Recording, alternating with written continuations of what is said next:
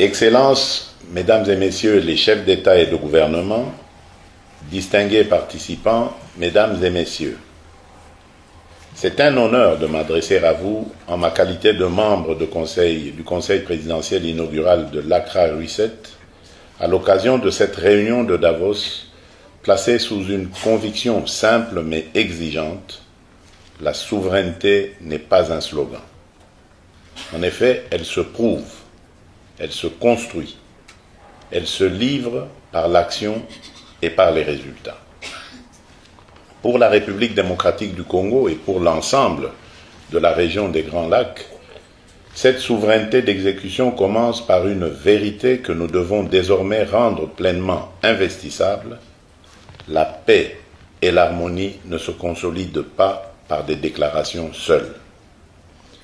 Elles se consolident par la production, par l'emploi, par des chaînes de valeur régionales crédibles et par une prospérité effectivement partagée.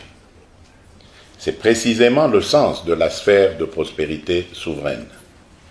Une plateforme géoéconomique minimale viable dans laquelle des États voisins coordonnent leurs politiques publiques, leurs investissements et leurs standards afin de libérer les chaînes de valeur transfrontalières, d'intégrer les marchés régionaux et d'augmenter la résilience collective dans un environnement mondial devenu plus complexe.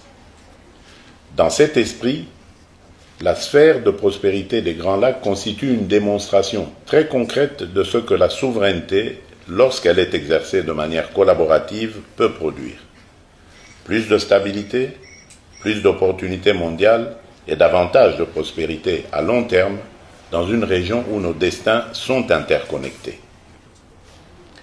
En 2025, la République démocratique du Congo et ses voisins ont engagé une nouvelle phase de coopération pratique, un cadre d'intégration économique régionale visant à formaliser les chaînes d'approvisionnement en minerais, à renforcer la coopération transfrontalière et à libérer le potentiel économique de notre région grâce à un véritable dividende de stabilisation.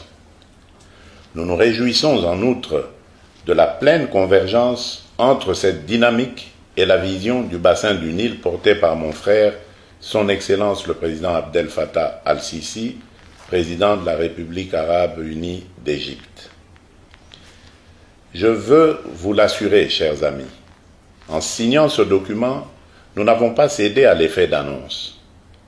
Nous avons posé un acte de conviction et de méthode.